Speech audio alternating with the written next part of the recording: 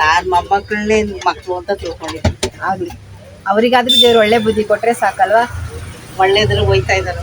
ಹಾಂ, ದೊಡ್ಡವ್ರು ಮಾಡಿದ ತಪ್ಪು ಚಿಕ್ಕವ್ರು ಮಾಡದೆ ಆದರೆ ಆಯ್ತು.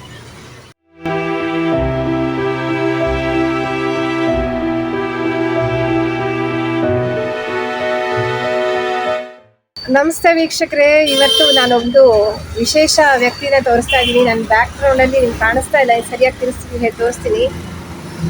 ಅವರು ಇಲ್ಲಿ ಸಿದ್ಧಾರ್ಥ ಲೇಔಟಲ್ಲಿ ಇದ್ದಾರೆ, ಮೈಸೂರಿನ ಸಿದ್ಧಾರ್ಥ ಲೇಔಟಲ್ಲಿ. ಎಷ್ಟು ವರ್ಷದಿಂದ ಇದ್ದಾರೆ, ಏನು ಮಾಡ್ತಿದ್ದಾರೆ ಅಂತ ಒಂಥರ ನನಗೆ ವಿಶೇಷ ಅಂತ ಅನಿಸ್ತು. ಹೆಣ್ಮಕ್ಳನ್ನ ನಾನು ಐರನ್ ಬಟ್ಟೆ ಅಂಗಡಿನಲ್ಲಿ ನೋಡಿಲ್ಲ, ಅದು ಇಸ್ತ್ರಿ ಮಾಡೋ ಇದರಲ್ಲಿ. ಅವರು ಇಸ್ತ್ರಿ ಮಾಡಿಬಿಟ್ಟು ಅವ್ರ ಜೀವನವನ್ನು ನಿರ್ವಹಣೆ ಮಾಡ್ತಾ ಇದ್ದಾರೆ. ಹೇಗೆ ಏನು ಅಂತ ಕೇಳ್ಕೊಳ್ಳೋಣ, ನಿಮಗೊಂದು ಸ್ಫೂರ್ತಿ ಆಗುತ್ತೆ. ಈ ಸಂಚಿಕೆಯನ್ನು ಪೂರ್ತಿಯಾಗಿ ನೋಡಿ.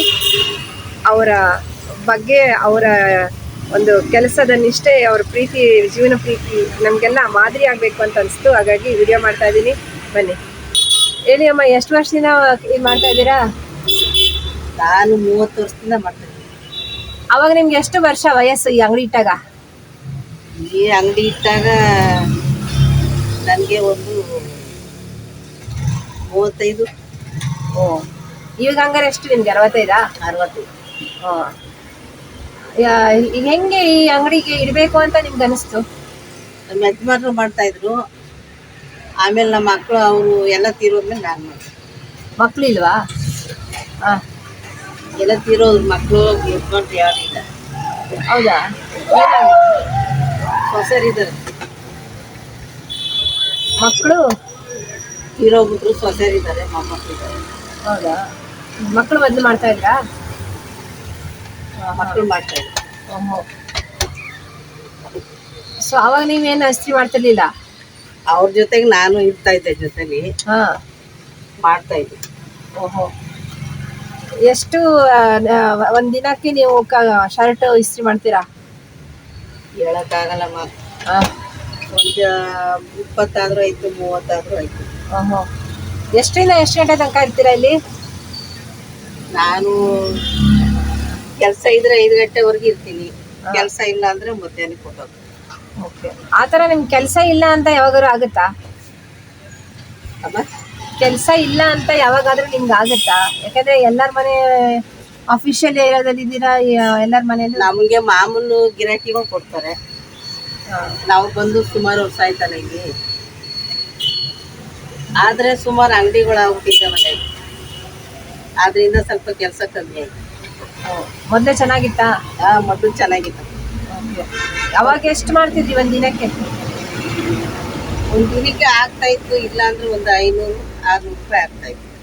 ಈಗ ಇವಾಗ ಹೇಳಕ್ಕಾಗಲ್ಲ, ಕೆಲಸ ಹೆಂಗ್ ಬರುತ್ತೆ ಹಂಗೆ. ಅವಾಗಿನಕ್ಕಿಂತ ಜಾಸ್ತಿ ರೇಟ್. ಮತ್ತೆ ಇವಾಗ ರೇಟ್ ಜಾಸ್ತಿ ಆದ್ರೂ ಕೊಡೋರು ಕೊಡ್ತಾರೆ, ಕೊಡದೇದವರು ಅಷ್ಟೇ. ಅಲ್ಲಿ ಕಮ್ಮಿ ಮಾಡ್ತಾರೆ, ಇಲ್ಲಿ ಕಮ್ಮಿ ಮಾಡ್ತಾರೆ ಅಂತ ಹೇಳ್ತಾರೆ. ಅವಾಗ ನಿಮ್ಗೆ ಇನ್ನಾಗ ಬಾರ್ಗೇನ್ ಮಾಡ್ತಾರ ನಿಮ್ಮ ಹತ್ರ? ಮಾಡಲ್ಲ. ನಾವು ಮಾಮೂಲಿ ಗಿರಾಕಿಗಳಲ್ವ, ನಮ್ಗೆ ಇಲ್ಲಿ ಎಲ್ಲ ಅಳಪುಗಳು. ನಮ್ದೇ ಹಳೆ ಅಂಗಡಿ, ಇಲ್ಲಿ ಅಷ್ಟು ಅಂಗಡಿಗಳು ಯಾವ ಇರಲಿಲ್ಲ. ಆದ್ರೆ ನಾವು ಅವ್ರನ್ನೆಲ್ಲ ನಿಷ್ಠೂರ ಮಾಡ್ಕೊಳಕ್ಕಾಗಲ್ಲ. ಎಷ್ಟು ನಿಮ್ಮ ಮನೆಯಲ್ಲಿ ಯಾರು ಇಲ್ವಾ, ನೀವು ಒಬ್ಬರೇನಾ? ಸೊಸೆರಿದ್ದಾರೆ, ಮೊಮ್ಮಕ್ಕಳಿದ್ದಾರೆ. ಅವರೆಲ್ಲ ಕೆಲ್ಸಕ್ಕೆ ಹೋಗ್ತಾರಾ? ಅದೇ ಇತ್ತೆ ಫ್ಯಾಕ್ಟ್ರಿ, ಸ್ಟೋರ್ ರೂಮ್ಗೆ ಹೋಗ್ತಾಳೆ ಸೊಸೆ. ಒಬ್ಳು ಎಲ್ಲೋ ಬೇರೆ ಗಾರ್ಮೆಂಟ್ಸ್ಗೆ ಹೋಗ್ತಾಳೆ. ಮೊಮ್ಮಕ್ಕಳು ಓದ್ತಾ ಇದ್ದಾರೆ. ಇದರಲ್ಲೇ ನಿಮ್ಮ ಜೀವನ ಆಗುತ್ತಾ? ಹೆಂಗೋ ಮಾಡ್ತೀವಿ, ಏನು ಮಾಡ್ತೀವಿ. ಈ ಗೌರ್ಮೆಂಟ್ ಉಚಿತ ಎಲ್ಲದೆಲ್ಲ ತಗೊಂಡಿದ್ದೀರಾ? ಇಲ್ಲಮ್ಮ, ನಮ್ಮ ಅತ್ತೆ ಸೊಸೆದು ಇದು 2,000 ಬರೋದೆಲ್ಲ ತಗೊಂಡಿದ್ದೀರಾ? ಸೊಸೆರು ಬರುತ್ತೆ. ಸೊಸೆರು ಬರುತ್ತೆ. ನೀವು ಯಜಮಾನ್ತಿ, ನೀವು ಬಂದಿಲ್ವಾ? ನಮ್ಮ ಯಜಮಾನ್ರಿಗೆ ಬಂದಿಲ್ಲಮ್ಮ. ನಮ್ಮ ಯಜಮಾನ್ರು ಡ್ಯೂಟಿಲಿದ್ರು. ಡ್ಯೂಟಿಲಿದ್ರು, ಅವರು ಪಿಂಚಿನ್ ಬರುತ್ತೆ. ಹೌದಾ? ಏನು ಡ್ಯೂಟಿಲಿದ್ರು? ಅವ್ರು PWD ಆಫೀಸಲ್ಲಿದ್ರು. PWD ಆಫೀಸಲ್ಲಿದ್ದು ಇಲ್ಲಿ ಇಸ್ತ್ರಿನೂ ಮಾಡ್ತಾ ಇದ್ರಾ? ಓ, ನಮ್ಮದು ದೊಡ್ಡದು ಕುಟುಂಬ. ಅವಾಗೆಲ್ಲ ಸಂಬಳ ಕಮ್ಮಿ ಅಲ್ವೇ, ಸಂಬಳ ಜಾಸ್ತಿ ಬರ್ತಾ ಇರಲಿಲ್ಲ. ಆದರೆ ಇವರೇ ನಮಗೆ ದೊಡ್ಡ ಮಗ. ಯಾರು?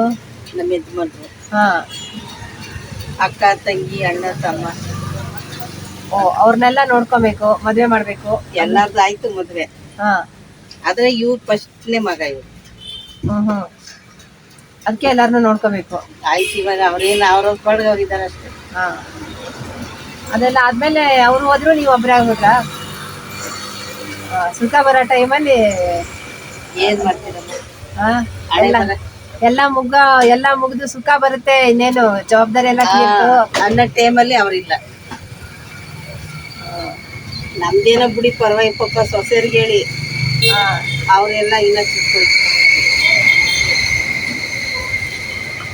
ಸೊಸೆಯರೆಲ್ಲ ಸಣ್ಣ ಇಟ್ಕೊಂಡು. ಹೌದಾ? ಏನು ಆಕ್ಸಿಡೆಂಟಾ? ಇಲ್ಲಮ್ಮ, ಡ್ರಿಂಕ್ಸ್ ಮಾಡ್ತಾ ಇದ್ರು.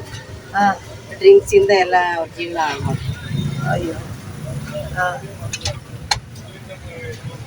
ಮಕ್ಕಳು ಓದಿರ್ಲಿಲ್ವಾ? ಓದ್ತಾ ಇದಾರೆ, ಇವಾಗ ಒಬ್ಬ ಸೆಕೆಂಡ್ ಇಯರ್. ಅಲ್ಲ, ನಿಮ್ಮ ಮಕ್ಕಳು ಗಂಡು ಮಕ್ಕಳು? ಅಯ್ಯೋ, ಎಲ್ಲ SLC ಫೇಲ್ ಆಗಿದೆ. ಇಬ್ರು ಗಂಡು ಮಕ್ಕಳಾ? 3 ಜನ. 3 ಜನ ಗಂಡು ಮಕ್ಕಳು ಇಲ್ವಾ? 3 ಜನನೂ ಇಲ್ಲ.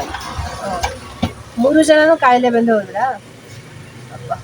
ಡ್ರಿಂಕ್ಸು ಹೊಟ್ಟೆ ತಿಂದೆ ಡ್ರಿಂಕ್ಸ್ ಮಾಡಿದ್ರೆ ಉಳಿತಾರೆ. ಎಲ್ಲ ಲಿವರ್ ಹೋಯ್ತು. ಅವ್ರು ಎಲ್ಲಿಂದ ಕಲ್ತ್ಕೊಂಡ್ರು ಅದನ್ನ ಡ್ರಿಂಕ್ಸ್? ಕಲ್ತಿರ್ಲಿಲ್ಲಮ್ಮ, ಜನಗಳು ಅವ್ರಿಗೆ ಬೈತಾ ಇದ್ರು ಹುಡುಗರುಗಳು ಕುಡಿಯೋರ್ಗೆ. ಅವ್ರಿಗೆ ಹಂಗ್ ಫ್ರೆಂಡ್ಸ್ಗಳು ಕಲ್ತು.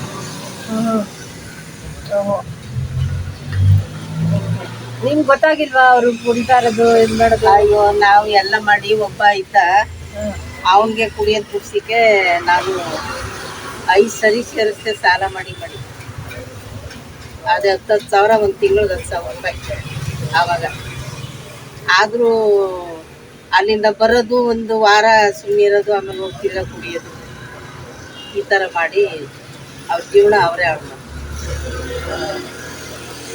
ಒಟ್ಟು ಎಷ್ಟು ಮೊಮ್ಮಕ್ಕಳು ನಿಮ್ಗೆ ಇವಾಗ? 6 ಜನ ಇದ್ದಾರಮ್ಮ. 6 ಜನ ಸಾಕ್ಬೇಕಾ ನೀವು? ನೋಡ್ಬೇಕಾ? 2 ಹೆಣ್ಮಕ್ಳು, 4 ಜನ ಗಂಡು ಮಕ್ಕಳು. ಓಕೆ. ಈಗ ಮಕ್ಕಳೆಲ್ಲ ಚೆನ್ನಾಗಿ ಓದ್ಬೇಕಾ? ಓದ್ತಾ ಇದ್ದಾರೆ. ಈಗ ಅವರೇ ದಿಕ್ಕು ಹಂಗಾದ್ರೆ. ನಾನು ಮೊಮ್ಮಕ್ಕಳನ್ನೇ ಮಕ್ಕಳು ಅಂತ ತಿಳ್ಕೊಂಡಿದ್ದೀನಿ. ಆಗಲಿ, ಅವರಿಗಾದ್ರೂ ದೇವ್ರು ಒಳ್ಳೆ ಬುದ್ಧಿ ಕೊಟ್ರೆ ಸಾಕಲ್ವಾ? ಒಳ್ಳೇದ್ರ ಹೋಯ್ತಾ ಇದ್ದಾರೆ. ದೊಡ್ಡವ್ರು ಮಾಡಿದ ತಪ್ಪು ಚಿಕ್ಕವ್ರು ಮಾಡದೆ ಇದ್ರೆ ಆಯ್ತು. ಏನು ಮಾಡ್ತೀರ, ಹಣೆ ಬರ ಅಲ್ವಾ? ಹಣೆ ಬರಕ್ಕೆ ಯಾರು ಹೊಣೆ ಅಂತಾರಲ್ಲ. ನಿಮ್ಮ ರಜಾ ಯಾವಾಗ ಆಗಲಿ? ಮಂಗಳವಾರ. ಮಂಗಳವಾರ ರಜಾ. ಉಳಿದಷ್ಟು ದಿವಸ ಬೆಳಗ್ಗೆ ಎಷ್ಟು ಗಂಟೆಯಿಂದ ಇರ್ತೀರ? ಬೆಳಗ್ಗೆ 8 ಗಂಟೆ ಬರ್ತೀನಿ. ಕೆಲಸ ಇದ್ರೆ 5 ಗಂಟೆವರೆಗೂ ಇರ್ತೀವಿ. ಕೆಲಸ ಇಲ್ಲ ಅಂದರೆ ಊಟ. ನಿಮ್ಮ ಹೆಸರು? ನಮ್ಮ ಹೆಸರು ಜಯಲಕ್ಷ್ಮಿ. ಆಯ್ತು, ಥ್ಯಾಂಕ್ ಯು. ನೋಡಿ, ಯಾರ್ಯಾರು ವೀಕ್ಷಕರಲ್ಲಿ ವಿನಂತಿ ಅಂದರೆ, ಯಾರ್ಯಾರ ಮನೇಲಿ ಕುಡಿಯೋರಿದ್ದೀರಾ, ಮಕ್ಕಳ ಬಗ್ಗೆ ನಿಗಾ ಇಲ್ಲ, ಅಥವಾ ಮಕ್ಕಳು ಏನಾದರೂ ತಪ್ಪೋಗ್ಬಿಟ್ರೆ ತಂದೆ ತಾಯಿಯ ಪರಿಸ್ಥಿತಿ ಏನು, ಆ ತಾಯಿ ಪರಿಸ್ಥಿತಿ ಏನು ಆಗಿರುತ್ತೆ ಅನ್ನೋದಕ್ಕೆ ಇಂಥ ಒಂದು ಉದಾಹರಣೆ ಮತ್ತೊಂದು ಬೇಡ. ಬಟ್ ಇಂಥ ಪರಿಸ್ಥಿತಿಯಲ್ಲೂ ಇವರು ಇಷ್ಟು ಒಂದು ಜೀವನವನ್ನು ಸ್ಪೋರ್ಟಿವ್ ಆಗಿ ತಗೊಂಡು ಮಾಡ್ತಾ ಇದ್ದಾರೆ. ರಿಯಲಿ ಇವರಿಗೊಂದು ಏನಂತೀರಾ, ಹ್ಯಾಟ್ಸ್ ಆಫ್ ಅಲ್ವಾ? ಈ ವಯಸ್ಸಲ್ಲಿ ಧೈರ್ಯ ತಂದುಕೊಂಡು ಕಷ್ಟವನ್ನು ನುಂಗ್ಕೊಂಡು ನಗ್ನಗ್ತಾ ಖುಷಿಯಾಗಿ ಒಂದು ಮಾತಾಡೋದಿದೆಯಲ್ಲ, ಅದೇ ಒಂದು ವಿಶೇಷ, ಅದು ಒಂದು ಮಾದರಿ. ಸಿಗೋಣ ಮುಂದಿನ ಸಂಚಿಕೆಯಲ್ಲಿ. ಇದಿಷ್ಟ ಆದರೆ ನಿಮಗೆ ಲೈಕ್ ಮಾಡಿ, ಶೇರ್ ಮಾಡಿ, ಸಬ್ಸ್ಕ್ರೈಬ್ ಮಾಡ್ಕೊಳ್ಳೋದಕ್ಕೆ ಮರಿಬೇಡಿ.